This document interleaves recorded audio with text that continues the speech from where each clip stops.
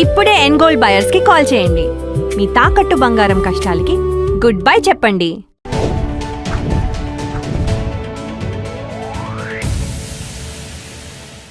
Hi hello నమస్తే, welcome back to our channel. నేను మీ వైషు.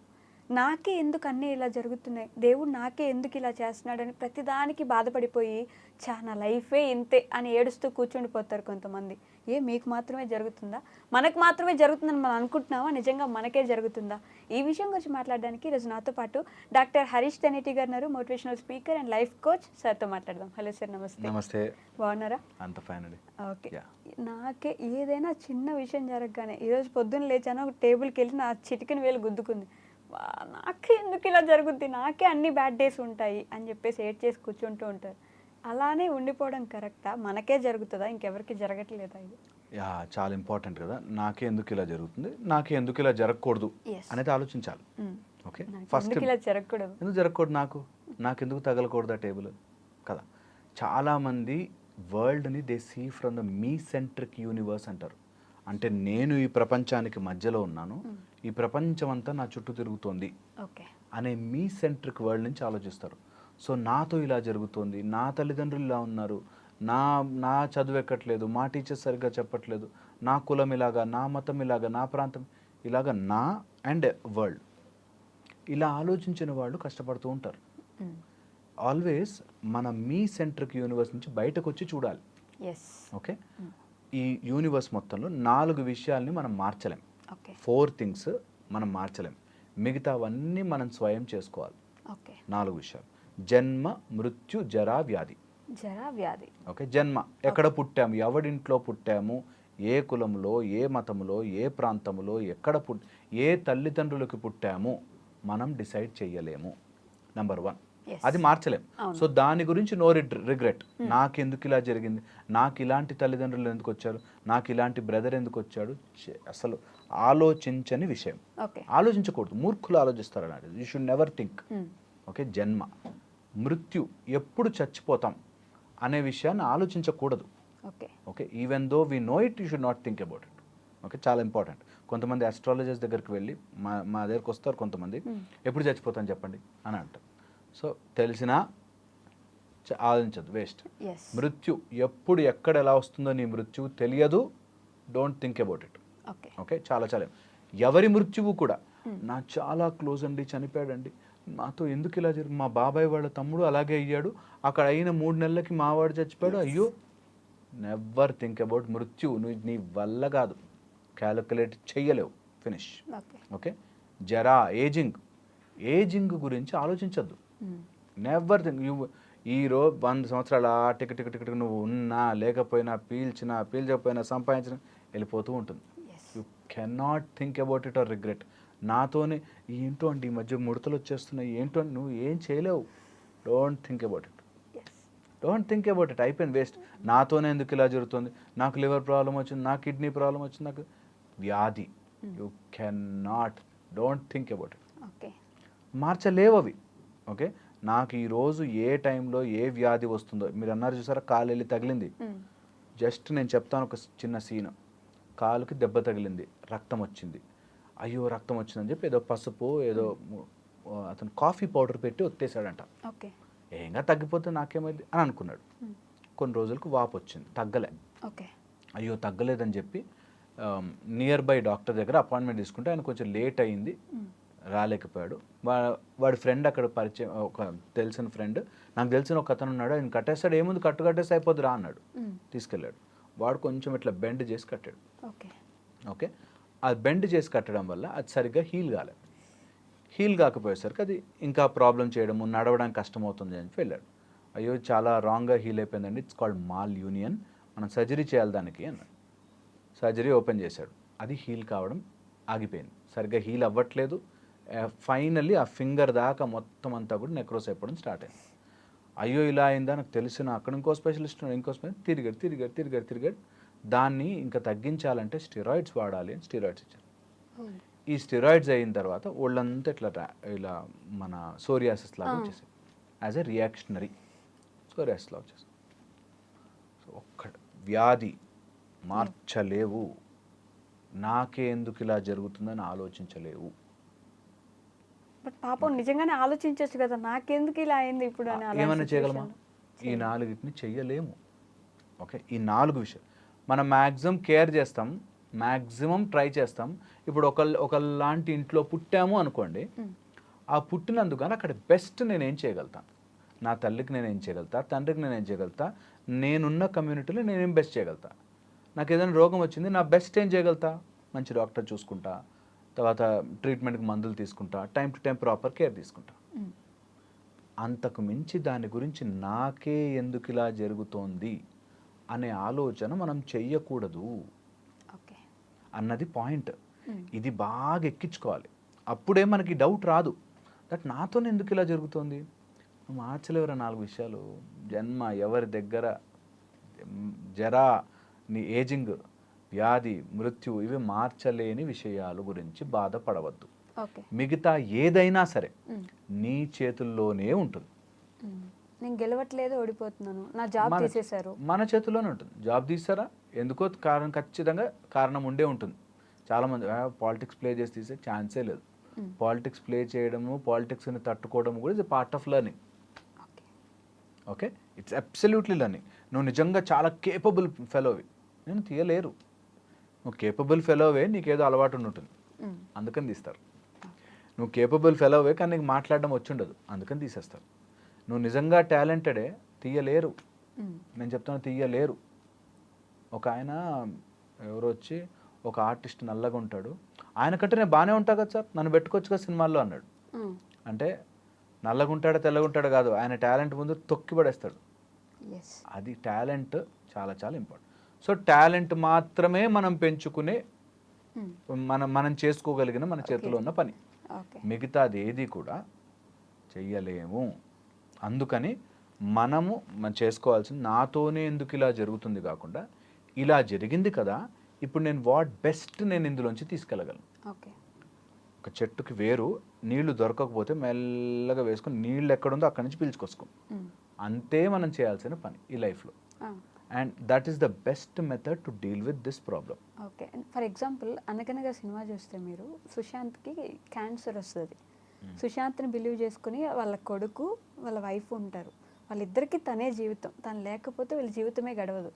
అలాంటి సిచ్యువేషన్లో తను చనిపోయే రోజు వచ్చేస్తుంది. అప్పుడు వీళ్ళిద్దరు ఒంటరిగా అయిపోతారు. అప్పుడు తను అనుకోవచ్చు కదా, నాకే ఎందుకు ఇలా జరుగుతుంది, నేను బాగుంటే వీళ్ళిద్దరు నేను చూసుకుంటాను కదా. అనుకుంటారు. అనుకుంటే ఏమైనా చేశారా? That's the point.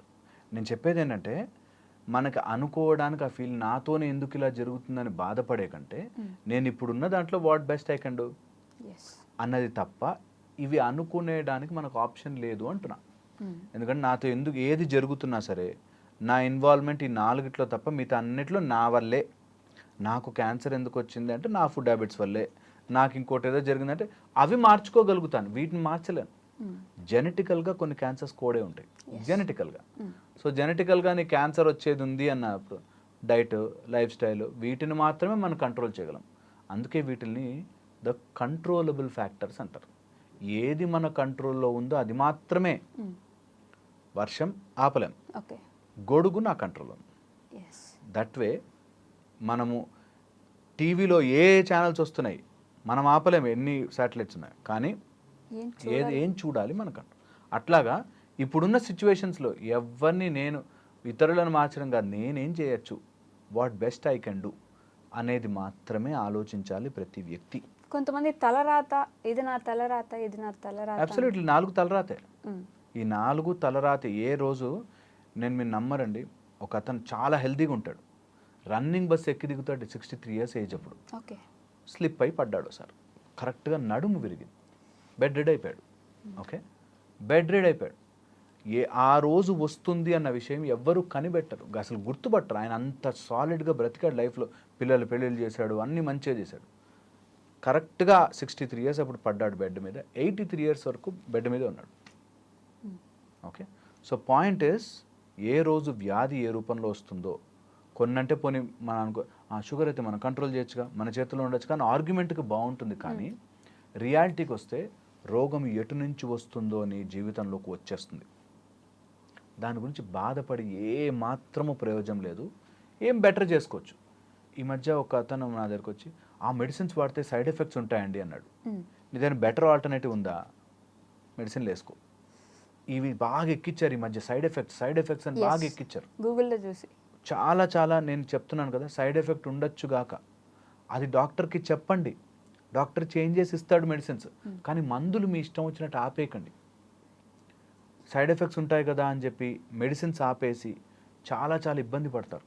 So doctor, certified doctor, నమ్మకం కోసం ఒకళ్ళిద్దరు ట్రై చేయొచ్చేమో, కానీ ఒకసారి ఒక డాక్టర్ మీద గురి వచ్చేసాక అని చెప్పింది ఫాలో అయిపోండి.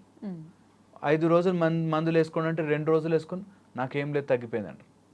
అట్లా కాకుండా as a dosage, as a doctor చెప్పించేస్తే, నేను అన్నట్టుగా కంట్రోలబుల్ ఫ్యాక్టర్స్ని మనం కంట్రోల్ చేస్తే అన్కంట్రోల్డ్ విషయాలు కొంచెం మనకి నచ్చినట్టుగా ఉంటాయి. ఓకే, చాలా ఇంపార్టెంట్. సో అందుకని వాట్ ఐ కెన్ కంట్రోల్ అది చూసుకోవాలి. ఇది వన్ ఆస్పెక్ట్. తర్వాత నాతోనే ఎందుకు ఇలా జరుగుతుంది అన్నది, నేను నాకు ఇలాంటివి జరగకూడదే అనే ఒక మైండ్ సెట్లో ఉంటాం. అవసరం లేదు, నాతో జరగచ్చు, నేను ఒక బిజినెస్లో ఒక ఫ్రెండ్తో పెడితే వాడు మోసం చేయొచ్చు, 2 సార్లు మోసపోవచ్చు, 3 సార్లు పెట్టండి 3 సార్లు మోసపోయా అన్నాడు ఒక ఆయన. సో నువ్వు మోసపోలేవు అనేది ఏమి స్టాంప్ వేసి ఇవ్వలే మనకి. మోసపోవచ్చు. మనం ఏం చేయొచ్చు, బిజినెస్ని బిజినెస్ లాగా చూడాలి. ఇక్కడ 2 ఫ్యాక్టర్స్ వస్తాయి. ఓకే, దట్ ఈజ్ ఎక్కడ హార్ట్ వాడాలి, ఎక్కడ బ్రెయిన్ వాడాలి. దీనివల్ల కూడా చాలా నాకేందుకు ఇలా జరుగుతుంది అని వస్తుంది. బిజినెస్లో లేకపోతే ఎడ్యుకేషన్స్లో వాటిలో బ్రెయిన్ వాడాలి, అక్కడ హార్ట్ వాడద్దు. నేను నమ్మి బిజినెస్లో పెట్టానండి అంటాడు. నమ్మకు. బిజినెస్లో నువ్వు బ్రెయిన్ వాడు, క్యాల్కులేట్ చెయ్యి, అసలు అవుతుందా ఈ బిజినెస్, నాకు తెలుసా, ఒకవేళ వాడు నిజంగా మోసం చేస్తే నాకు బ్యాకప్ ఉందా, అమౌంట్ నేను మొత్తం ఇన్వెస్ట్ చేసేస్తున్నానా, బెట్టింగ్ యాప్స్లో పెట్టేస్తే డబ్బులు మొత్తం పోతాయి కదా, ఇట్లా ఆలోచించుకోవాలి. నమ్మి పెట్టద్దు. నా ఫ్రెండ్ చెప్పాడండి నమ్మానండి. చిన్నప్పటి నుంచి నా ఫ్రెండ్స్ మోసం చేస్తూనే ఉన్నారండి, నాతో ఎందుకు ఇలా జరుగుతుంది, కాదు, రాంగ్. అసలు నువ్వు చూసే విధానమే తప్పు. ఇక్కడ బ్రెయిన్ వాడాలి. హార్ట్ వాడాల్సిన చోట అక్కడ నా భార్యని కంట్రోల్ చేస్తా, నా పిల్లల్ని కంట్రోల్, అక్కడ హార్ట్ వాడాలి. మన ఫ్యామిలీ, మన లైఫ్, మన చిన్న ప్రపంచం, దాంట్లో నువ్వు లాజిక్ పెట్టేసేసి, బ్రెయిన్ పెట్టేసేసి. నేను చూసాను ఒక అబ్బాయిని, ఒక అతన్ని, వాళ్ళ పిల్లల్ని గొప్ప వ్యక్తుల్ని చేసేయాలి అనే దాంట్లో ఇంట్లో కూడా సీసీ కెమెరాలు పెట్టించాడు. వీళ్ళు ఏం చేస్తున్నారో చూసేసి, వాళ్ళని డిసిప్లిన్ చేసేసి, కరెక్ట్ చేసేసి. సో పాయింట్ ఈస్, నువ్వు ఎక్కడ బ్రెయిన్ వాడాలి, ఎక్కడ హార్ట్ వాడాలి తెలుసుకుంటే నాతోనే ఎందుకు ఇలా జరుగుతుంది అనే దాంట్లో నుంచి బయటపడతాం చాలా ఈజీగా. సో ఇది తెలుసుకుంటే కొంచెం, అంటే రెగ్యులర్గా అందరూ చాలాసార్లు మాట్లాడుకుని ఉంటారు కాబట్టి కొన్ని మిస్ అయ్యే పాయింట్లు మాత్రమే చెప్తున్నాను నేను. That it can happen to anyone, నీతోనే జరగచ్చు కూడా. ఓకే, థర్డ్, ఇంకొక దీని ఎక్స్టెన్షన్కి వస్తే, ఇది రాసి ఉంటుంది అన్నారు చూసారా, అట్లా కొన్ని మన లైఫ్లోకి వచ్చి మనల్ని టీచ్ చేసి పోతాయి. నువ్వు నేర్చుకోకపోతే మళ్ళీ వస్తాయి.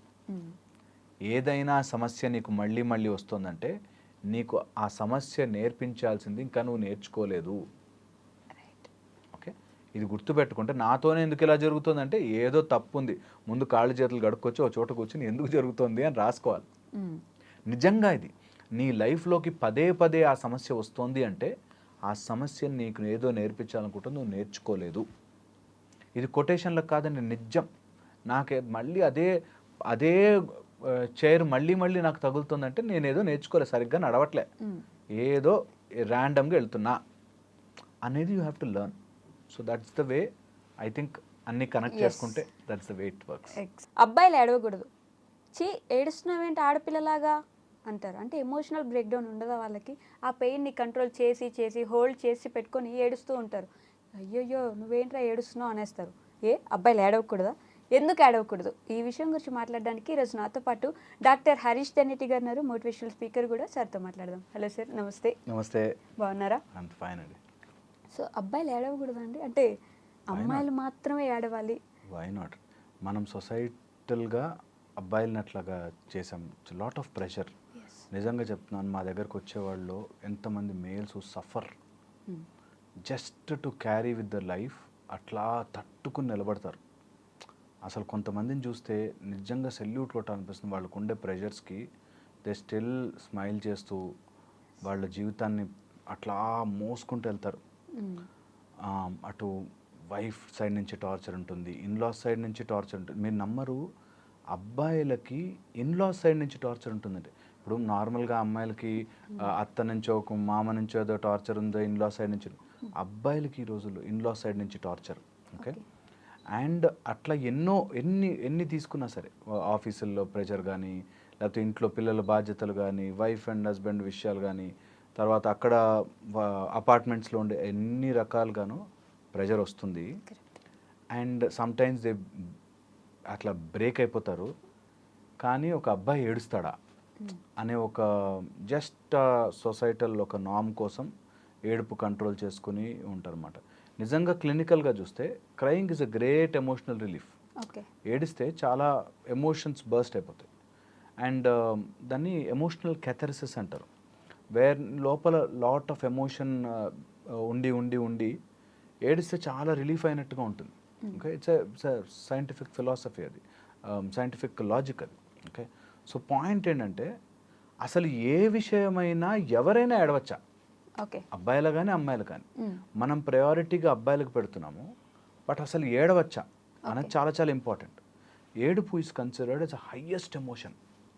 ఓకే, ఎవరి కోసమైనా కన్నీరు కార్చడం అనేది highest form of emotion. So దానిని మీరు దేనికోసం వాడుతున్నారు అన్నది మైండ్లో పెట్టుకోవాలి. ఎవరైనా కానీ, ఈరోజు నుంచి అమ్మాయిలు చూసినా అబ్బాయిలు చూసినా, అసలు ఏ విషయాన్నైనా అంత ఏడ్చేసే అంత సీన్ ఆ విషయానికి ఉందా అనేది ఆలోచించుకోవాలి. ఇది అబ్బాయిలు తొందరగా యాక్చువల్ గ్రహిస్తారు. దట్ దేనికైనా సరే అరే ఏం కాదు బై ముందుకెళ్దాం అనే ఒక ఈజీ యాటిట్యూడ్తో ఉంటుంది కాబట్టి చాలా మటుకు తట్టుకుంటారు. బట్ అదే పెట్టుకుని ఇంకా ఎంత బర్డెన్ అయినా వేయడం, ఎంత లోడ్ అయినా తీసుకునేటట్టుగా తయారు చేస్తారు. బట్ మనం ఏడుస్తున్నాము అంటే నిజంగా ఆ ఏడ్చే దానికి అంత వర్త్ ఉండేటట్టు అయితేనే మన ఎమోషన్ని మనం కన్నీటి ద్వారా బయటకు పెట్టాలి. లేకపోతే చాలా మటుకు ఆ ఎమోషన్ని లోడ్ చేసి మన లోపల భారం అయిపోతుంది. అండ్ అది ఇంకొక ఫార్మాట్లో బయటకు వస్తుంది. మనం కన్నీళ్ళ ద్వారా బయటకన్నా పోవాలి, లేదా కోపంగానో ఆవేశంగానో సమ్ కైండ్ ఆఫ్ హ్యాబిట్స్ గానో బయటకు వెళ్తుంది. Any stored up emotion, any stored emotion తీసుకోండి, ఎనీథింగ్. ఓకే, అది ఖచ్చితంగా ఒక రూపంలో మన శరీరం నుంచి బయటకు వస్తుంది. అది నువ్వు ఈజియెస్ట్ ఫార్మాట్లో బయటకు పెట్టుకుంటే better. Crying is a hardest format. Okay, ఏడుపు అనేది నిజంగా నీ లోపల చాలా జరిగి బర్స్ట్ అవుట్ అయ్యి ఏడుపు రావాలి. కానీ ప్రతి దానికి ఏడవడం is not an option. Okay, ప్రతి దానికి చిన్న విషయాలకు ఏడు. సో ఏడుపు అనేది చాలా ఇంపార్టెంట్, నెంబర్ 1. అండ్ అది ఎలాంటి ఫీచర్స్లో పెడుతున్నాం, ఎలాంటి వాటికి. నిజంగా బాగా వెరీ క్లోజ్ మనిషి మన నుంచి దూరం అయిపోయాడు, డెఫినెట్లీ ఏడుపు వస్తుంది, ఒకటి తెలియని ఎమోషన్ వస్తుంది. అట్లా వెరీ రేర్ మూమెంట్స్లో మన ఏడుపు అనేది అవసరం. అంతకు మించి ఏది. సో ఏడుపు ఈజ్ అ హైయెస్ట్ ఎమోషన్. దానికి తగ్గట్టుగా నేను ఎమోషన్ని దాచిపెట్టుకోను. ఏ ప్రాబ్లం వచ్చినా సరే ఆ ఎమోషన్ ఆ రోజు క్లియర్ చేసేసుకోండి. ఇది మేము ఎప్పుడు నేర్పిస్తాం, దట్ యూ స్టోర్ ఎమోషన్. ఆ ఎమోషన్ని నీకు ఎక్స్ప్రెస్ చేసే విధానం రాకపోయేసరికి అది బాడీ అంతటినీ విషం చేసేస్తుంది. సో ఎనీ ఎమోషన్, నీకు కోపం కావచ్చు, ఎవరి మీద జెలసీ కావచ్చు, మనకి తెలియకుండానే మన లోపల బాధ కావచ్చు, అరే నాకు ఆపర్చునిటీ రాలేదని, ద పర్సీవ్డ్ ఇన్ఈక్వాలిటీ అంటాం. అంటే నా బాస్ నాకంటే పక్కనోడికి ఎక్కువ ప్రయారిటీ ఇస్తున్నాడు అనే ఒక పర్సీవ్డ్, నిజంగా బాస్కు ఉండొచ్చు ఉండకపోవచ్చు, బట్ ఆ పర్సీవ్డ్ ఇన్ఈక్వాలిటీస్లో కూడా ఎమోషన్స్ దాచుకుంటాం. ఓకే, ఆ స్టోర్డ్ ఎమోషన్స్ని ఎప్పుడూ ఉంచకూడదు. బేసిక్గా అంటే ఇందాక మీరు అన్నట్టు అలాంటి సిచ్యువేషన్స్లో కూడా, ఫర్ ఎగ్జాంపుల్ రఘువరన్ బీటెక్లో వాళ్ళ మదర్ చనిపోతే ఆయన కామ్గా కూర్చుంటాడు, ఏడవడు. నా వల్లే జరిగిపోయింది, అందుకే ఇట్లా జరిగింది అనే ఒక బాధతోటి అలా కూర్చొని ఉంటాడు. చాలా రోజులు దాచిపెట్టుకొని ఎప్పుడో ఒక రోజు ఏడుస్తాడు. అలా కూడా ఏడవకుండా ఉండే వాళ్ళు ఉండిపోతారు కదా. అంటే లోపల ఎమోషన్ ఉంది, బయటకు బలవంతంగా ఏడుపు కాపుకోవడం ఇస్ రాంగ్ అంటున్నా. నీకు ఎమోషనే లేదనుకో, సో చిన్న విషయాలకి ఎమోషనల్ అవ్వాల్సిన అవసరమే లేని దానికి ఏడవడం వేరు. ఓకే, చిన్నగా ఏదో దెబ్బ తగ్గింది అబ్బా అని ఏడుస్తూ కూర్చున్నాను, that is senseless. At the same time నాకు చాలా ఎమోషన్ ఉంది కానీ ఏడవను ఈజ్ అ రాంగ్ థింగ్. అలా ఎప్పుడు చేయకూడదు. అండ్ ఏడుపు వచ్చేంత సీన్ ఉంటే హ్యాపీగా ఏడవచ్చు, ఏం వీక్నెస్ కాదు. ఏ అబ్బాయికి కూడా అయ్యో ఏడిస్తే వాడు వీక్ ఫెలో అని కాదు. అసలు ఎక్కడ మొదలైందంటారు సార్? నిజంగా ఎవరు స్టార్ట్ చేశారు? Very wrong thing. అబ్బాయిలు ఎందుకు వచ్చిందంటే మాస్కులనిటీని చాలా బ్రేవ్గా, ధైర్యంగా ఏడుస్తావా చిన్న అమ్మాయిల్లాగా అనేటట్టుగా తీసుకొచ్చారు. గాజులు దొడుక్కుని కూర్చున్నావా, ఏడుస్తావా, నువ్వు చీర కట్టుకోరా, ఈ టైప్లో అమ్మాయిలు ఏడుస్తారు, వీక్గా ఉంటారు, అబ్బాయిలు అంటే మాస్కులనిటీ అనేటట్టుగా చూపిస్తారు. ఈ ఆల్ఫా మేల్ వచ్చిన తర్వాత మరి ఎక్కువైపోయింది. ఇది ఇప్పటిది కాదు, ఎప్పుడు స్టోయిక్ ఫిలాసఫీ ఇది. స్టోయిసిజం ఉన్నప్పటి నుంచి ఉంది, లాంగ్ ఎగో. దట్ అబ్బాయిలు ఎప్పుడు మస్కులర్ ఉండాలి, స్ట్రాంగ్ ఉండాలి, చిన్న చిన్న వాటికి భయపడకూడదు, అండ్ అమ్మాయిల్ని డామినేట్ చేయాలి. ఈ టైప్లో mentality is from way long, ఎప్పటి నుంచో వచ్చింది అది. ఓకే, ఇది మాస్కులైనిటీకి ఏడుపుకి లింక్ పెట్టారు. నువ్వు కూర్చుని ఏడుస్తావా, యుద్ధం చేయి, ఫైట్ చేయి, ఆ టైప్లో. అది ఈ రోజుల్లో it's not relevant. Okay, first. Second వచ్చేసి నిజంగా ప్రతి దానికి ఏడుస్తున్నావు అంటే నిజంగా ఏదో ప్రాబ్లం ఉంది. అది అమ్మాయికి అబ్బాయికి అని కాదు, దేనికి కూడా అంతే సీన్ ఇవ్వకూడదు. ఓకే, చాలా ఇంపార్టెంట్. అండ్ ఎప్పుడైనా ఇట్లాంటి ఎమోషనల్ స్టోరేజ్ అవుతున్నప్పుడు నువ్వు దేనికో అంత బాధపడిపోతున్నావు ఏంటి అనేది ఎంక్వైరీ చేయడం రావాలి. ఓకే, మనం క్రై చేసినప్పుడు ఆ ఏడ్చి that releases emotions and normal అయిపోయామని అనుకుంటాం. సో చాలా ఇంట్రికేట్గా పట్టుకుంటే అసలు ఏదైనా నన్ను ఎందుకు ఎఫెక్ట్ చేస్తోంది అనేది చాలా ఇంపార్టెంట్. ఒక గర్ల్ ఫ్రెండ్ వదిలేసింది, ఒక 4 years బ్యాక్ వరకు అమ్మాయి లేదు, హ్యాపీగా ఉన్నావు, బతికావు. 4 years నీ లైఫ్లో ఒకళ్ళు జాయిన్ అయ్యారు, మళ్ళీ అమ్మాయి వెళ్ళిపోయింది, నీకేం కాలేదు అక్కడ, nothing happened. Something has come, something has gone. నువ్వు మధ్యలో ఉండి అదంతా ఎమోషనల్లీ దాచిపెట్టుకున్నావు కాబట్టి బాధ. సో ఎనీ బాధ నువ్వే తయారు చేసుకుని, నువ్వే ఆ ఇమేజ్ క్రియేట్ చేసుకుని, నువ్వే దానికి డ్యామేజ్ అయినట్టు ఫీల్ అయ్యి ఏడుస్తావు. ఎనీథింగ్ తీసుకోండి, ఎనీథింగ్ ఈ ప్రపంచంలో ఏమీ లేకుండా వచ్చాం, ఒక ఇల్లు కట్టుకున్నాం, ఆ ఇల్లు ఏదో పోయింది, ఏడుస్తాం కూర్చొని. అరే ఏం లేకుండా వచ్చాం రా, వి కేమ్ విత్ ఎంటీ హ్యాండ్స్తో పోతాం, ఏం తీసుకుపోము. దానికి ఏడవలసినంత సీన్ లేదు. అంటే కష్టపడి ఇల్లు కట్టుకున్నాను, లేకపోతే నా గర్ల్ ఫ్రెండ్తో నాకు అన్ని ఎమోషన్స్ ఉన్నాయి అంటే మళ్ళీ కష్టపడి మళ్ళీ ఇల్లు కట్టుకో, మళ్ళీ ఆమె కాకపోతే ఇంకొక లైఫ్లో ఇంకా చాలామంది వస్తారు. As simple as that. నీ ఏడిచినంత మాత్రాన ఏదైనా రిటర్న్ వస్తుంది అంటే అందరం కలిసి ఏడుద్దాం సామూహికంగా, రాదు. చాలా చాలా ఇంపార్టెంట్. సో అందుకని ఆ ఎమోషన్ని తీసుకోనవద్దు, ఆ తీసుకున్న దానికి బాధపడవద్దు. ఎందుకు వద్దు అంటున్నానంటే you will start generating lot of negative hormones, lot of bad things in your body. Chemically చాలా అదైపోతాం, ఎమోషన్ దాచిపెట్టి విషం అయిపోతాం బాడీ అంతా. So never do that. Okay, and ఎప్పుడైనా అట్లా అనిపిస్తే, సపోజిడ్లీ లోపల బాధ ఉంది అండ్ అది బయటకు రావట్లేదు, ఏడుపు రూపంలో కూడా రావట్లేదు, మంచి జాగ్ చేయండి, బిల్డప్ యువర్ బాడీ. ఎప్పుడు అంటుంటాను, when your mind is not ready, prepare your body. ఇది చాలా ఇంపార్టెంట్. సినిమాలో సూర్య కూడా చెప్పిన డైలాగ్ ఇది, that when your mind is not ready, absolutely prepare your body. జిమ్కి వెళ్ళాలి, వెయిట్ లిఫ్ట్ చేయాలి, మంచిగా మాస్కులైనిటీ తయారవ్వాలి. దట్ వే నువ్వు your weakness of something hurting me, ఏదో నన్ను గుచ్చి బాధ పెడుతోంది అన్నది అవసరం లేదా, ముళ్ళు తీసి పక్కన పెట్టాము, కొంచెం కట్టుకున్నాము, ముందుకెళ్ళిపోయాము లైఫ్లో అనేది రావాలి. నిజంగా emotional pain is just like a physical injury. ఇది సైంటిఫికల్లీ ఎన్గ్రేవ్డ్ దట్ ఏదైనా దెబ్బ తగిలితే వచ్చే హార్మోన్స్, ఎమోషన్స్తో గుచ్చుకుని వచ్చే హార్మోన్స్ సేమ్ ఉంటాయి, పెయిన్ ట్రాన్స్ఫరింగ్. సో అలాంటి పెయిన్ని, గుచ్చుకుంది ఏదో బాధేసింది, ఎవరో వదిలేశారు, లేకపోతే కట్టుకున్నామంతా కూలిపోయింది, ఏదో జరిగింది, జస్ట్ అది గుచ్చుకుంది, ఆ రోజు బాధ అనిపించింది, జస్ట్ ఆ పిన్ తీసాం, పక్కన పడేసాం, మళ్ళీ హీల్ అవుతుంది, మళ్ళీ ముందుకెళ్తాం. ఇది రావాలి. ఇలా లేకుండా చిన్న చిన్న వాటికి బాధపడడం, ఎమోషనల్, నాకు ఏడిస్తే బాగుంటుంది అని ఏడుస్తూ కూర్చోవడం అనేది ఈజ్ కన్సిడర్డ్ వీక్. ఫిజికల్లీ కూడా, హెల్త్ వైజ్ కూడా, ప్రతిదానికి ఏడు. నిజంగా నీ ఏడుపు వచ్చిందంటే it should be strong reason, and ఆ స్ట్రాంగ్ రీజన్ చాలా చాలా గట్టిగా ఉండాలి నిజంగా నీ లైఫ్లో. మళ్ళీ అలాంటివి మళ్ళీ జరగవు. ఒకసారి ఏడ్చాడు, మళ్ళీ నెక్స్ట్ 3 రోజులకి ఏడ్చాడు, 4 రోజులకి ఏడ్చాడు అంటే రాంగ్.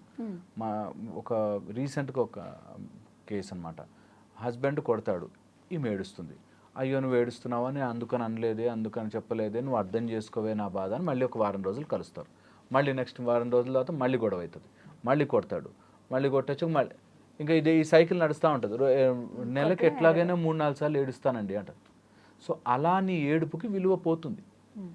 సో నువ్వు ఏడ్చావు అంటే ఒక్క చుక్క ఇట్లా వచ్చిందంటే there should be strong reaction అవ్వాలి మొత్తం అంతా, అప్పుడే ఏడుపు వాల్యూ. ఓకే ఓకే, లేకపోతే ప్రధానికి ఏడుస్తున్నామంటే లైట్ తీసుకుంటాం, వదిలేసే అనుకో. So don't do that. And final point చెప్తాను మీకు, ఎప్పుడైనా ఇట్లా ఎమోషన్ స్టోర్ అయ్యి నీకు ఏడుపులాగా వస్తుంది అంటే, ఓకే ఏడుపులాగా వస్తుందంటే identify what is causing it. అంటే నీకు అంత బాధ కలిగేది ఏది ఉంది, అండ్ నీ లోపల ఆ ఏదైతే image what you have prepared, self image అంటాం. అంటే నేను ఇన్ని రోజులు నమ్మాను, మోసపోయాను అని ఏదైతే ఉందో, నేను ఎందుకు మోసపోకూడదు, నేనేమన్నా స్పెషల్ అవతారమా, నేనేమన్నా మోసపోతాం, అందరూ మోసపోతారు.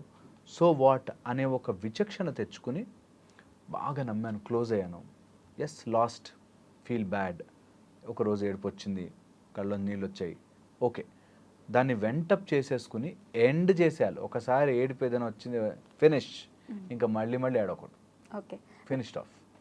లాస్ట్లీ ఈ విషయాన్ని కంటిన్యూస్గా అందరి ముందు ఏడవలేరు కొంతమంది. ఈ పిల్లోస్కి లేకపోతే ఇంట్లో ఉన్న బెడ్షీట్కి తెలిసినంత ఏడుపు బయట ఎవరికి తెలియదు. ఏడుస్తారా, నిజంగా ఏడుస్తాడు తను అంటారు. అంటే బయట ఎవరి ముందు నేను ఏడవలేను, నా పిల్లో ముందే ఏడవగలను. ట్రూ, అది బయట ఏడుపు నువ్వు ఎవరినో ఇంప్రెస్ చేయడానికి.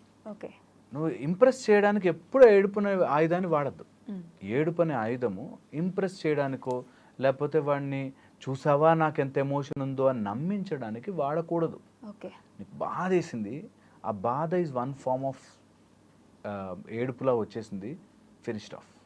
ఒక్కసారి నిన్ను అంత బాధ పెట్టింది ఏది నీ జీవితంలో ఉండకూడదు. నాకు ముళ్ళు గుచ్చుకొని బాధపడుతోంది, నేను అది ఎక్కువ రోజులు అక్కడ ఉంచుకున్నాను, నా మూర్ఖత్వం అది. నాకు నొప్పి వచ్చింది ఏడుస్తాను, కానీ అది అక్కడే ఉంది అంటే మూర్ఖత్వం, తీసి పక్కన పడేయాల్సిందే. అలా నిన్ను ఏడిపించేంత బాధ పెట్టేది ఏది నీ జీవితంలో ఉండకూడదు. యాజ్ ఎ లైఫ్ కోచ్ మా పని చాలా ఈజీ తెలుసా, చాలా ఈజీ. అందరు తప్పులు ఎతకడం, అది తప్పు చేయొద్దని చెప్పడం చాలా ఈజీ నిజంగా.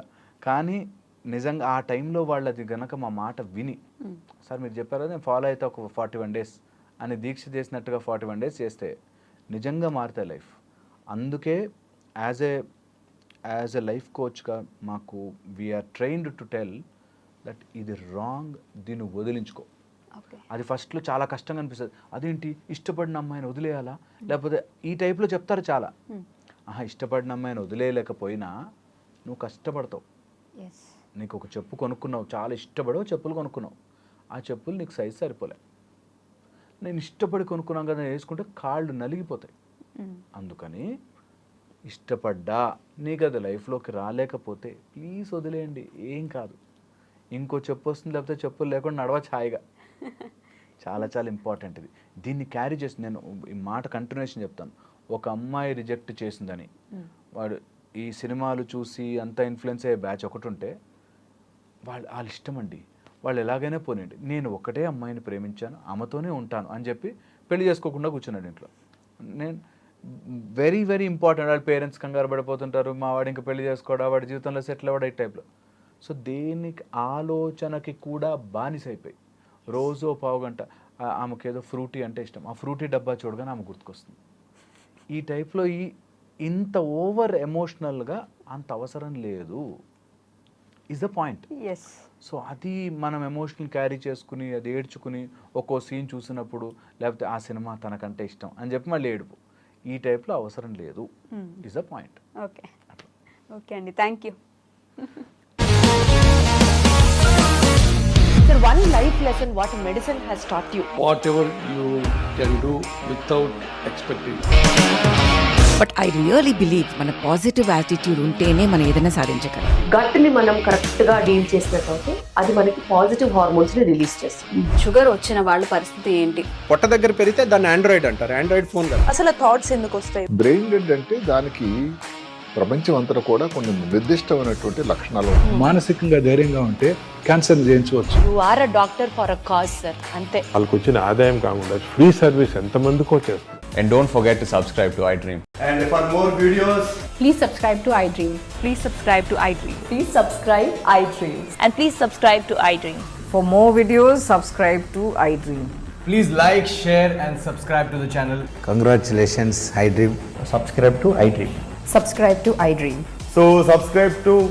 I dream media. ఐ డ్రీమ్కి ఐ డ్రీమ్ టీమ్ అందరికీ huge congratulations. Please subscribe I dream media. Please subscribe to I dream. Subscribe I dream. Please subscribe to I dream. I dream అంటే నా కళల ఛానల్ సబ్స్క్రైబ్ చేసుకున్న నోరు తిరుగుతలేదు, మీరైతే గంట గుర్తు కొట్టండి. For more such videos, please subscribe to iDream. Subscribe to I dream. Please subscribe to I dream. Please subscribe I dream media. Please do subscribe to I dream. Please subscribe to I dream media. For best entertainment and information please subscribe I dream.